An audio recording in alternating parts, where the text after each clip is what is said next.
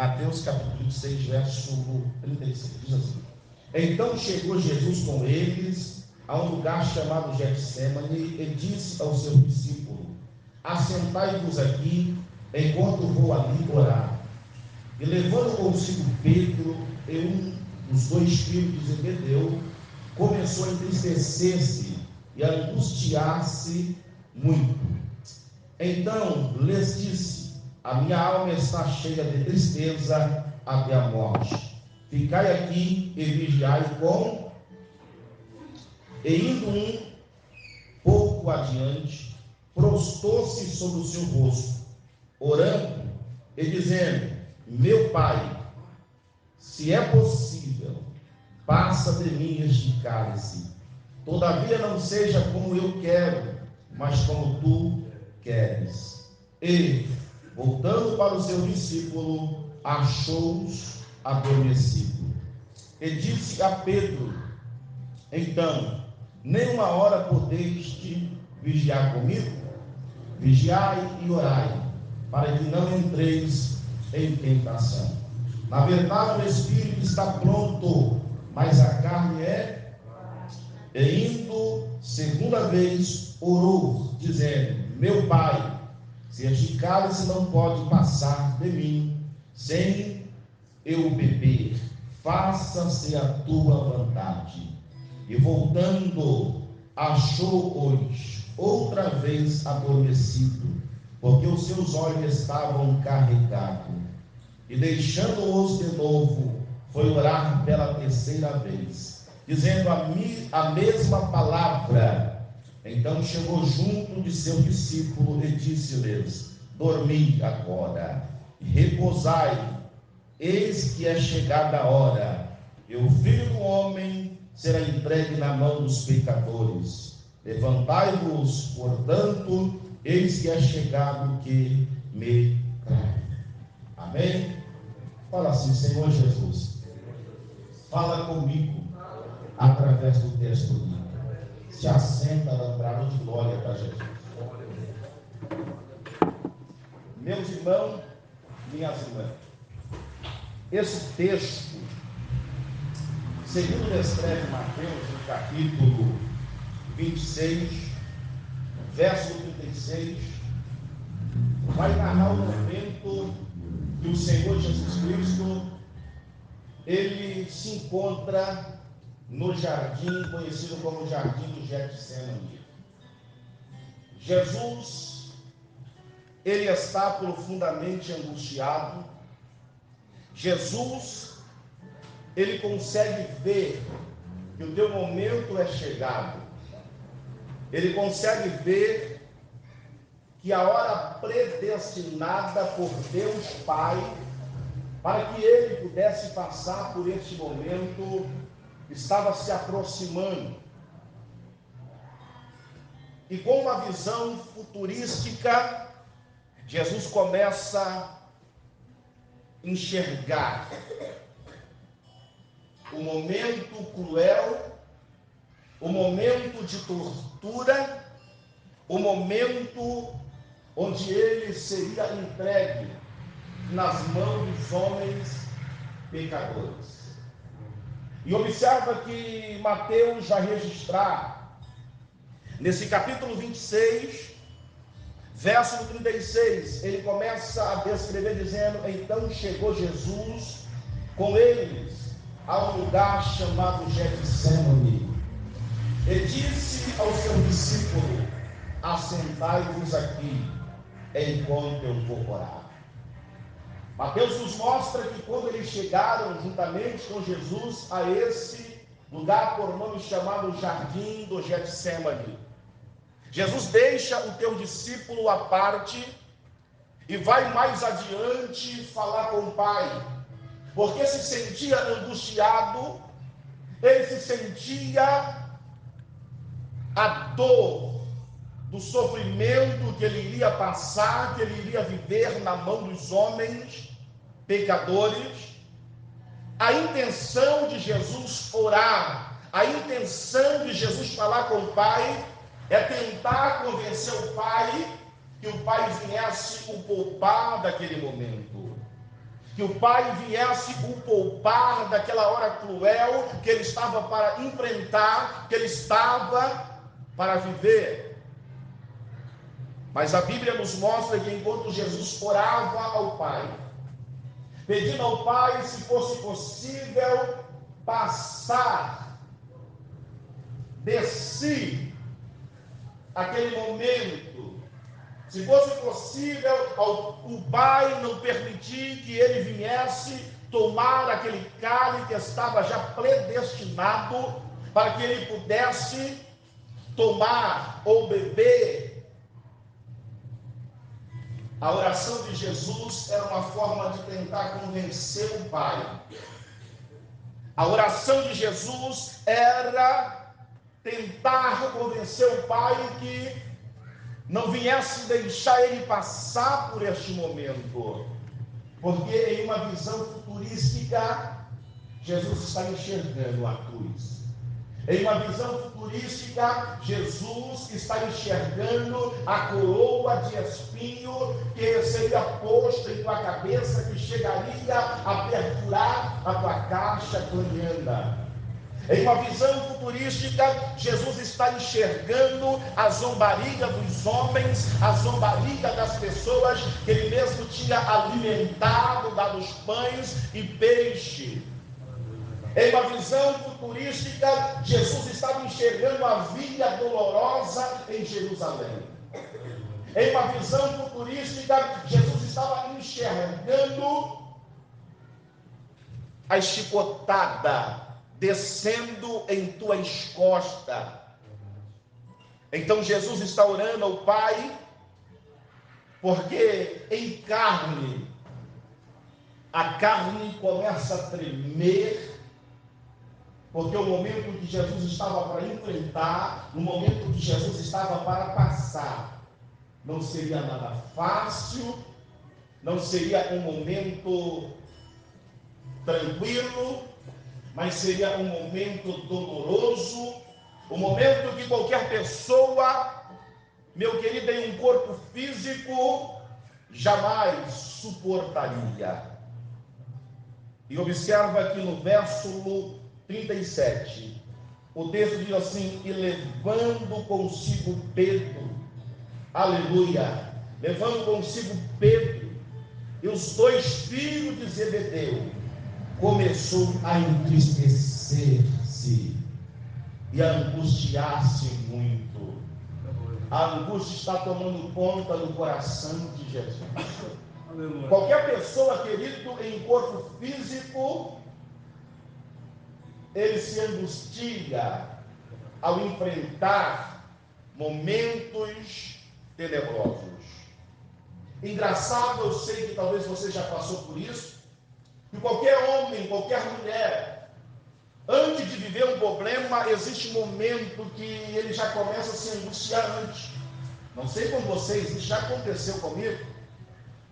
E a angústia que muitas das vezes nós vivemos antecipado por algo que está para acontecer, já revela uma prova, já revela uma aflição que vamos viver futuramente. Então, antes de Jesus viver aquele momento doloroso, antes de Jesus enfrentar algo que ele teria que enfrentar futuramente, ele já começa a se angustiar antes. Ele já começa a se entristecer antes. Isso já aconteceu por várias vezes comigo. Antes de enfrentar qualquer situações caótica, problema, eu começava a angustiar antes. A angústia tomava conta do meu peito, a angústia tomava conta do meu coração, e eu podia ter certeza, alguma coisa não boa está vindo aí. Alguma coisa não boa está para acontecer. Então Jesus está se angustiando quando pega o teu discípulo, pega Pedro, Tiago e João. Esse Tiago aqui, na verdade, não era o Tiago, irmão de Jesus, porque o Tiago, irmão de Jesus, ele só se converte ao cristianismo após a ressurreição, a qual Jesus se apresenta e ele passa a crer que, na verdade, Jesus era o Messias, o Filho de Deus. Então observa que Jesus se entristece, que se angustia muito. O verso, meu querido, nós vamos formar aqui um sermão textual, se você quiser permanecer com a tua Bíblia aberta, eu vou ser rápido. E o texto, o verso 38 diz assim: então lhes disse, a minha alma está cheia de tristeza, até a morte. Observa, querido, o momento de angústia é inevitável, mesmo nós estando com Deus, é inevitável a gente não sentir. É inevitável a gente não passar por esse momento de angústia. Isso não quer dizer que é demônio, que estamos endemoniados quando angustiamos, quando estamos aflitos. Claro que não. Nós somos carne, nós somos aqui da terra. E enquanto nós vivemos aqui na terra, nós vamos se angustiar.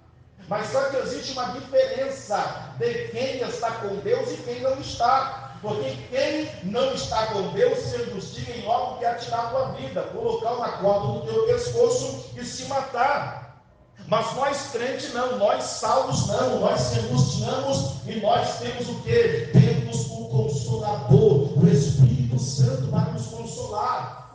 Aquele que Paulo escreve aos Romanos, capítulo 8, verso 26, porque o mesmo Espírito, ele intercede junto a Deus por nós, com gemido inexprimível, porque não sabemos como pedir ou como convém orar.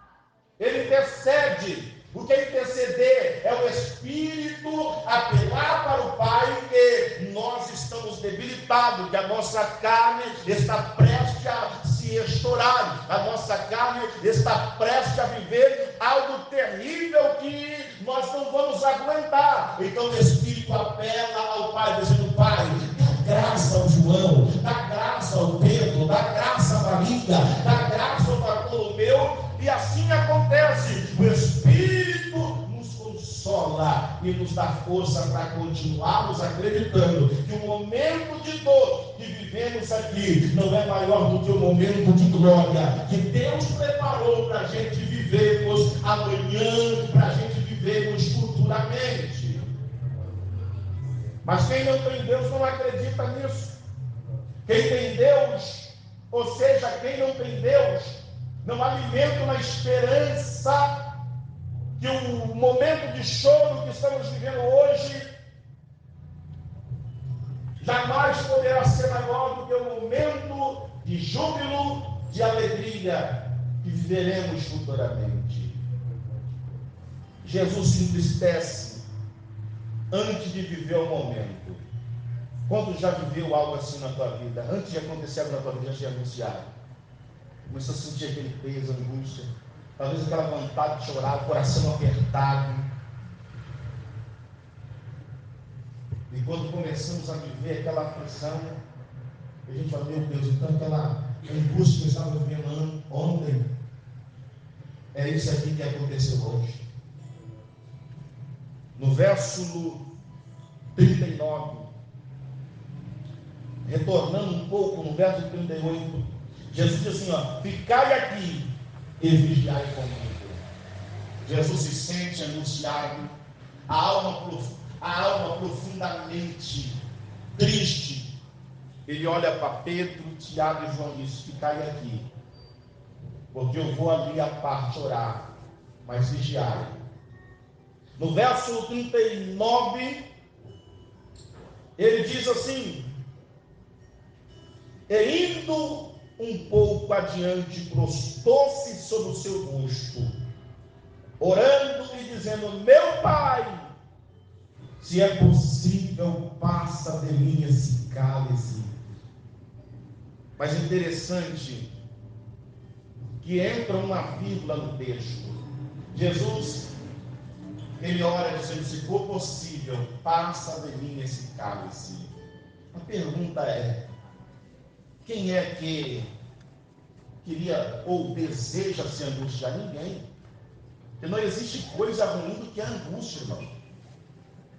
Alguém que está angustiado, chega uma pessoa conversando com ele, parece que está meio aéreo, parece que está lá em Cachoeira, em São Paulo, está falando que ele está assim no meio tonto.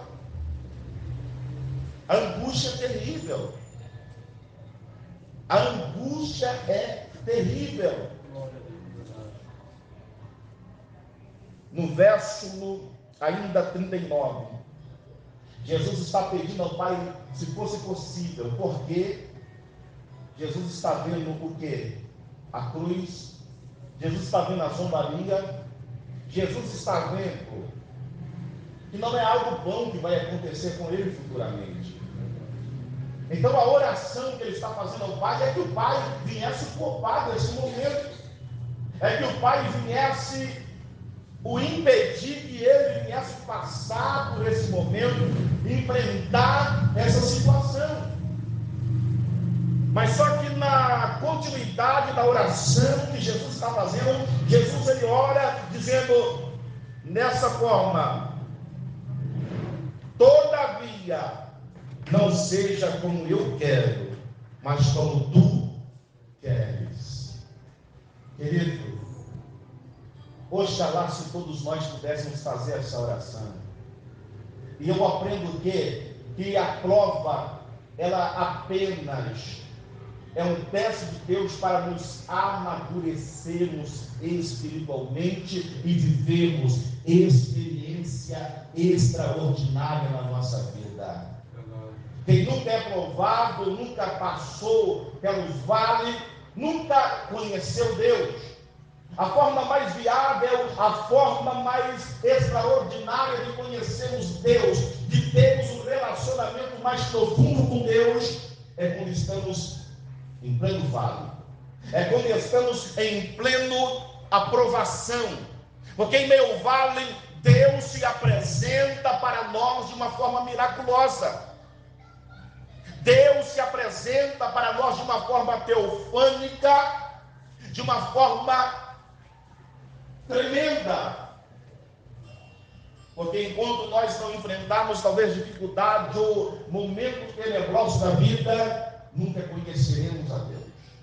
Nunca veremos a face do Deus adorado, do Deus de Jacó, do Deus de Abraão. No verso, eu vou ser rápido porque a nossa hora está estourada. No verso 40, e voltando para o seu discípulo, Jesus olha para os teus discípulos e diz: vocês ficam aqui porque eu vou ali orar à parte. E ele vai.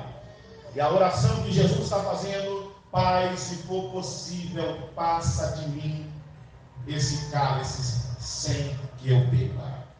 Mas todavia, se não for possível, faça a tua vontade. Hoje eu quero que todos nós saiamos aqui dizendo: Pai, eu não sei qual é a tua vontade na minha vida, mas se for preciso passar pelo fogo, faça a tua vontade na minha vida, porque eu sei, se eu passar pelo fogo, o Senhor estará comigo. Quantos têm essa coragem de pronunciar isso nesta noite? É melhor passar pelo fogo sabendo que Deus vai passar com a gente, do que caminharmos nos horizontes da vida sem Deus presente, sem Deus do nosso lado. Podemos até começar bem pelos horizontes da vida sem Deus, mas pode ter certeza, como Salomão disse, que há caminho que aos olhos do homem parece direito, mas o fim dele são caminhos de morte, são caminhos de perdição. Às vezes o caminho de Deus não nos apresenta facilidade. Às vezes o caminho de Deus não nos apresenta uma boa aparência, porque o início é espinhoso, pedregulho, o início existe muita dificuldade, mas o final termina sempre em um final feliz, em um final de júbilo, em um final de vitória. A igreja do Senhor, ela está sofrendo aqui na terra, ela é zombada, muitas das vezes ela é maltratada, mal falada, muitas das vezes fecham a porta para a igreja do Senhor aqui na terra, mas em breve, a qualquer momento, a qualquer hora, a igreja do Senhor, ela vai subir ao encontro do Filho de Deus nos ares. Por que, pregador? Porque a trombeta de Deus vai tocar, e quando a trombeta de Deus tocar, essa igreja vai deixar esse mundo podre, este mundo idólatra, este mundo onde, meu querido, homem está casando com homem, mulher casando com mulher, esta igreja vai ser arrancada desta terra e vai ser levada ao encontro do Filho de Deus, e lá nunca mais haverá impureza, lá nunca haverá profano, lá nunca mais haverá prostituto, lá nunca mais haverá adúltero, porque para sempre estaremos na presença do Deus de Jacó, do Deus de Abraão, só dizendo Kadosh, Kadosh, ou em outra palavra dizendo santo, santo, santo, santo, santo, santo, santo, é o nome do Senhor Jesus. Quem pode corresponder com glória, dá um aleluia para Jesus. No verso ainda 40, voltando para o seu discípulo, achando adormecido, Jesus tinha pedido para que eles pudessem estar vigiando. E o texto diz assim, no verso 40, ele disse a Pedro: então, nem uma hora podeis vigiar comigo? Jesus, quando toca o teu discípulo adormecido, dormindo, Jesus está perguntando: nem uma hora podeis vigiar comigo? Nós temos que estar atentos a toda hora, a todo momento. Eles estavam ali no jardim do Getsemane, eles estavam em um local de batalha. Getsemane, eles estavam em um local onde o inimigo estava exposto, prestes a atacá-lo. A preocupação de Jesus era: ficar aqui e vigiar enquanto eu vou ali à parte. O crente tem que estar com duas antenas ligadas. No verso do meu querido 41, quem está comigo, diga glória. Jesus vai dizer: vigiai. Quem lê para mim aí? Vigiai e orai, para que não entreis em tentação. Na verdade, o espírito está pronto, mas a carne é fraca. O que Jesus estava querendo dizer? Vigiai e orai, para que não entreis em tentação. O Espírito está pronto. Quando Jesus diz que o Espírito está pronto, Ele não está dizendo aqui acerca do Espírito Santo. Entenda uma coisa aqui. Quando Jesus disse para o teu discípulo, quando Jesus toca o teu discípulo adormecido, dormindo, porque ele não vigiou enquanto Jesus estava orando. Eu sempre aprendi, quando nós subíamos ao monte, a primeira vez quando nós subimos ao monte, eu aprendi dessa forma, com os meus mestres. Vamos supor, se fosse 3 pessoas, 2 pessoas ficavam de cara enterrada no chão orando, e uma pessoa ficava vigiando. Sabe por quê? Monte é batalha, monte é peleja. No monte, nós estamos no meio do mato. O diabo, ele pode se apresentar do jeito que ele é, atacar e trazer até mesmo destruição. Então a intenção de Jesus era para que eles viessem ficar atentos, vigiando a todo momento. Eu me lembro uma certa feita, aqui em Una, quando nós fomos, não lembro quantos anos se passaram, mas uma vez quando nós fomos no monte, entramos dentro de uma mata para orar, não sei se o irmão João, esse dia estava conosco, e nós entramos para orar. Chegou lá, querido, foi algo terrível que aconteceu, porque o demônio se manifestou em forma de cachorro. Depois, quando nós saímos dentro da mata, um irmão esqueceu uma sombrinha dentro da mata. E nós dissemos para ele: olha, você faz isso, nós vamos ficar aqui fora da mata te esperando, você vai lá dentro pegar a sombrinha. Ele disse: não vou lá não. Então, querido, quando Jesus disse vigiai e orai, se sobe 4 pessoas para o monte, 3 horas com a cara enterrada no chão e um fica vigiando. Que monte é lugar de batalha, o diabo pode se aparecer do jeito que ele é, e atacar. e formar uma peleja ali. Então observa, quando Jesus disse, o Espírito está pronto, ele não está dizendo acerca do Espírito Santo, mas ele está dizendo acerca do Espírito que existe dentro do homem, que relaciona, que mantém o relacionamento do homem com Deus. Ou seja, esse Espírito que existe dentro do homem, que faz com que um homem mantenha um relacionamento com Deus. Ele sempre quer adorar a Deus, ele sempre quer estar na presença de Deus, ele sempre quer se prostrar ao Deus de Jacó, ao Deus de Abraão. E ao mesmo tempo ele vai dizer que a carne é fraca. Por quê? A carne, meu querido, ela é da terra. Como a carne é da terra, é uma matéria-prima da terra, foi formada pelo pó da terra, ela sempre vai desejar as coisas do mundo, ela sempre vai tremer diante das coisas do mundo. A carne, ela sempre teve essa tendência de não querer adorar a Deus. É uma batalha, é uma batalha que se forma entre a carne e o Espírito, porque enquanto o Espírito que existe dentro de nós quer se relacionar com Deus, a nossa carne, como ela é da terra, ela não quer se relacionar com Deus, ela quer se afastar de Deus. Ou seja, quando Jesus disse para o discípulo, vigiai comigo, vai acontecer uma batalha, porque a carne, como ela é da terra, ela vai ser dominada pelo quê? Pelo sono.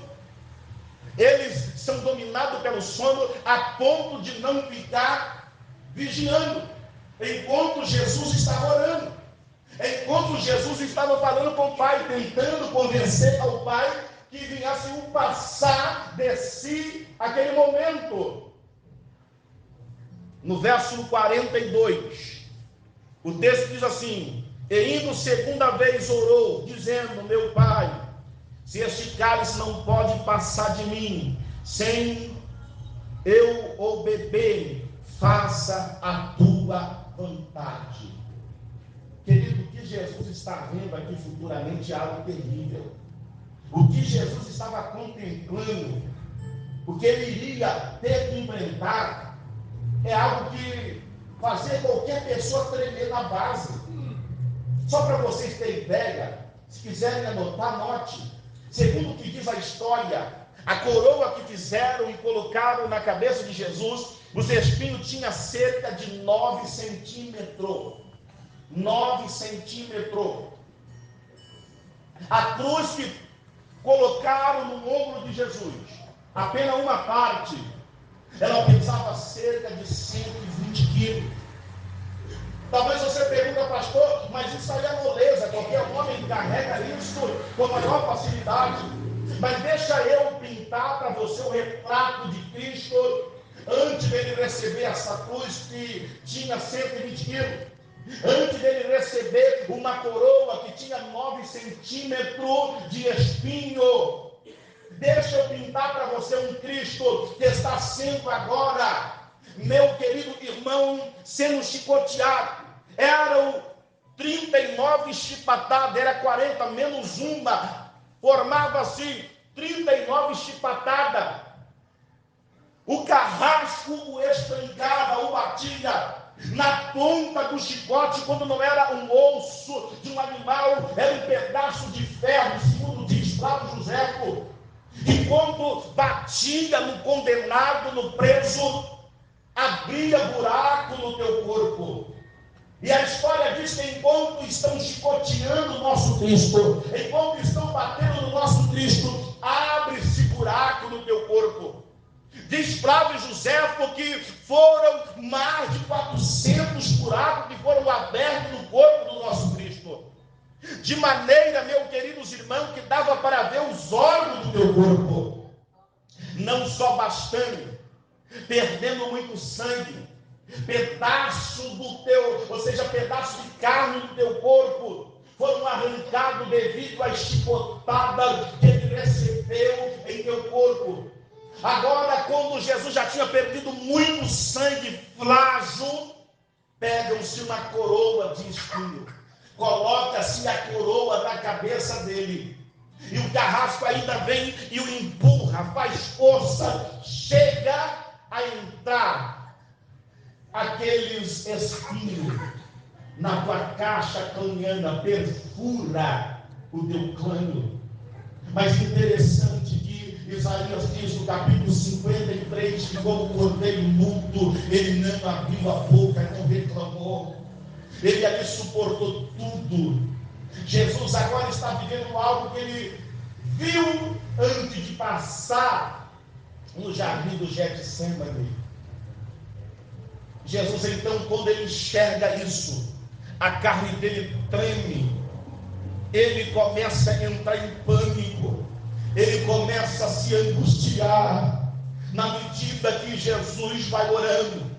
O texto diz que ele começa a suar, mas o suor do nosso Cristo se transforma em sangue, segundo o que diz a medicina, na medida que ele está orando, porque ele se angustia. A angústia foi tão profunda que os vasos sanguíneos dele, as veias começam a se estourar, de maneira que Jesus começa a suar sangue.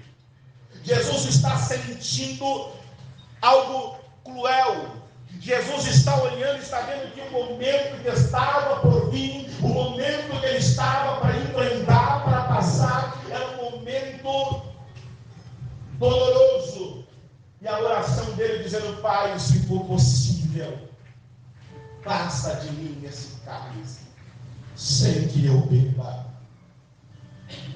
Mas o Pai, em um gesto talvez não esperado por Jesus, é como se ele virasse a resposta, sem se importar com o que ele iria enfrentar. Você sabia que alguém angustiado tem essa sensação que Deus não está nem aí para ele? Que Deus está pouco se lixando, se importando com ele? Olha para alguém do teu lado, para nós terminar, diz assim para ele: existe uma cruz preparada para você. Vamos lá mais forte. Existe uma cruz preparada para você. Diga para ele: é inevitável. Queira você, eu ou não, nós vamos passar por ela. Para nós fecharmos o texto, é o 43 agora. 43 diz assim: e voltando achou outra vez adormecido, porque os seus olhos estavam carregados. O que é isso? A carne, mano. A carne ela é tão terrível, terrível por quê, pastor? Só falo se vocês perguntarem mais alto. Tem certeza que vocês querem ouvir? Tem certeza? Ela é tão terrível, ela luta contra, ela sempre vai lutar contra a vontade de Deus, querido. E você coloca aí um filme para você assistir, você passa 2, 3, 4 horas. Se for possível, você até amanhece assistindo um filme. Mas você dobra os joelhos para orar. Com 10 minutos você abrindo a boca, se vacilar, a gente dorme até de joelho. É ou não é, irmão? Não me ajuda a pregar. É ou não é? Dessa forma, a carne não quer que a gente mantenha um relacionamento com Deus. Ela não quer que a gente se achegue a Deus. Mas observa que no verso 44 diz assim: e deixando-os de novo, foi orar pela terceira vez, dizendo as mesmas palavras. Então chegou junto do seu discípulo e disse-lhes: dormi agora. Como Jesus viu que agora o Pai não lhe correspondia, quando Jesus viu que o Pai não lhe correspondia concernente à oração que estava fazendo, porque o cálice já estava preparado para que ele pudesse tomar, para que ele pudesse beber. O Pai já tinha predestinado, já tinha preparado tudo. Alguém deveria morrer, alguém deveria ser entregue na mão de homens ímpios. Verdade. para que a nação, para que o mundo viesse a ser salvo através do sacrifício do Filho de Deus. Pois se na nova aliança sangue de bode não resolveu, se na nova aliança sacerdotes, nazireus, homens que viveram a vida com Deus não resolveram, que tentaram reatar a aliança, trazer o povo de volta para Deus, um homem justo, um homem sem mancha, precisava ser oferecido como sacrifício vivo.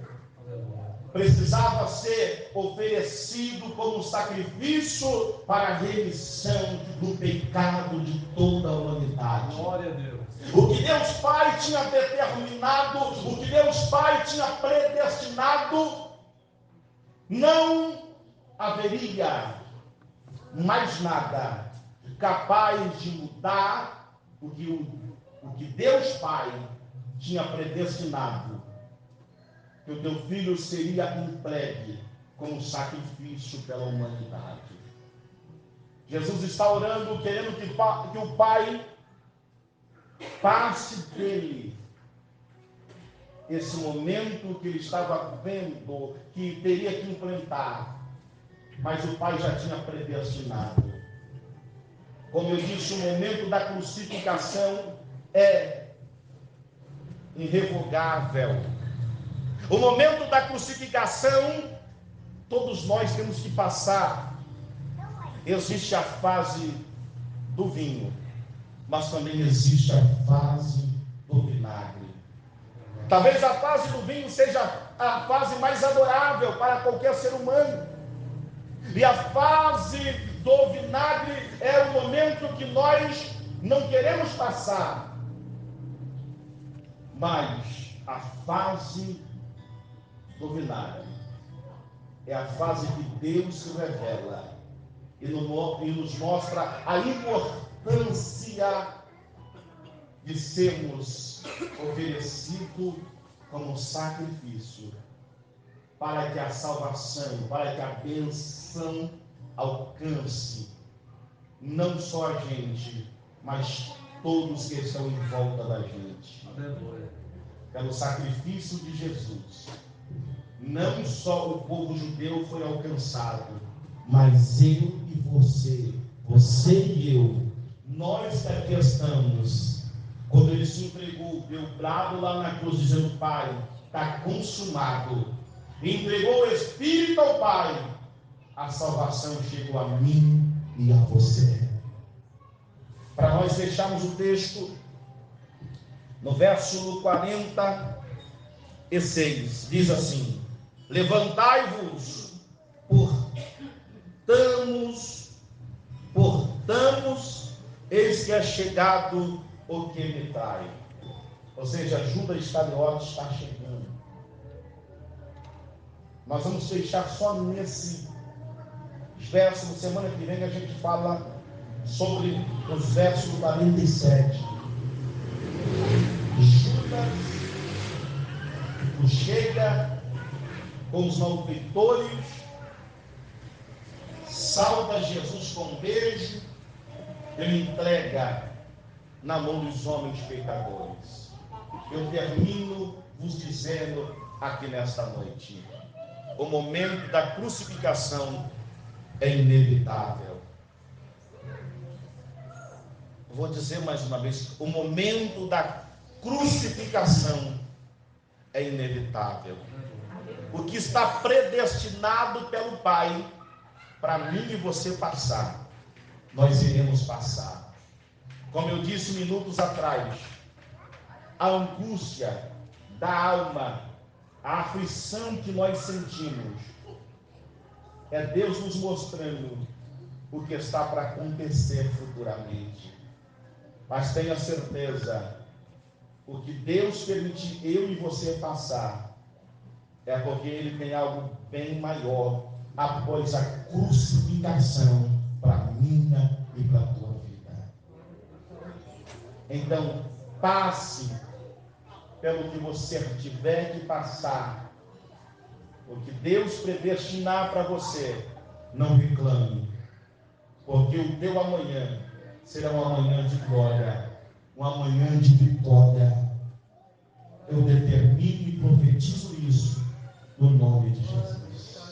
Quem recebe essa palavra?